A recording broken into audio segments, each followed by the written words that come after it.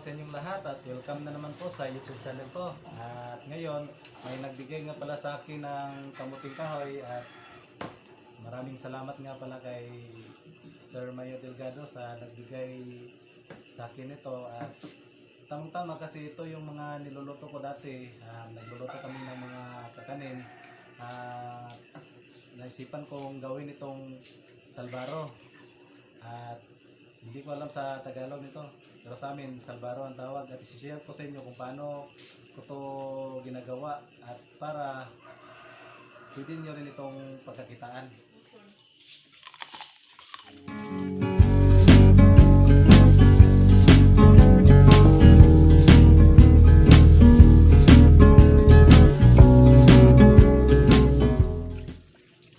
Babalatan muna natin to.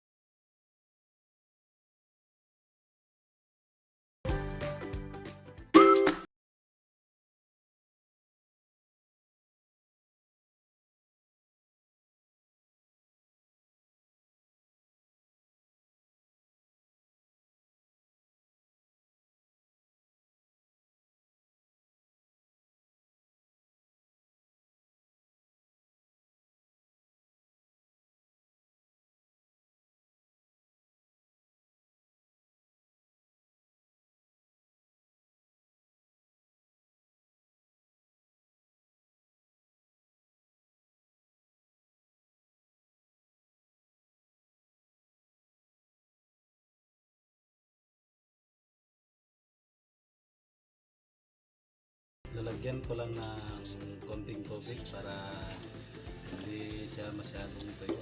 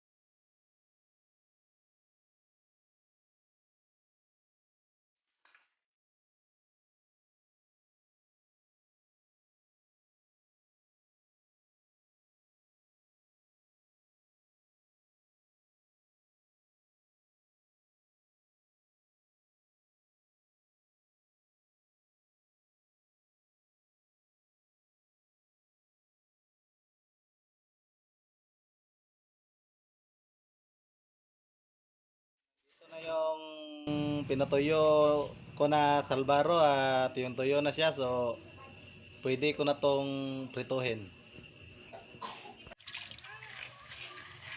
Gagawa nga pala muna tayo ng latik.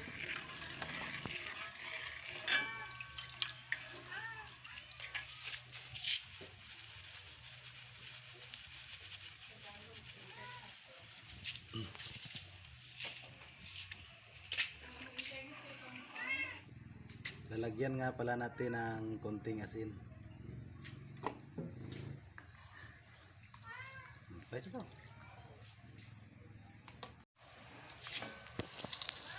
Ayan, malapot na. Ready na.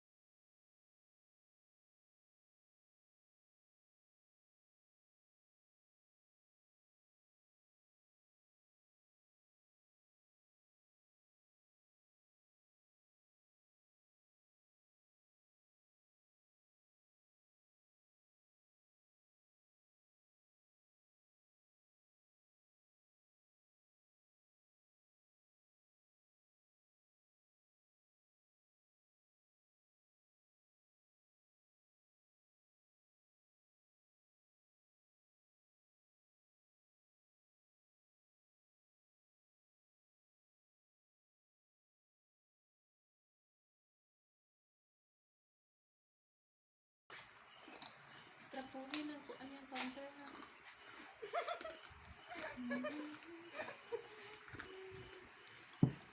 Baliw na cellphone yun. Tama. Tuan.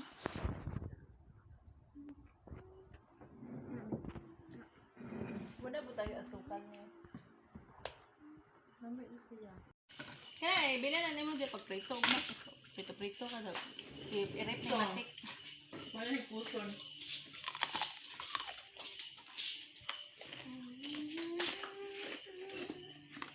May isang nat-nat ko.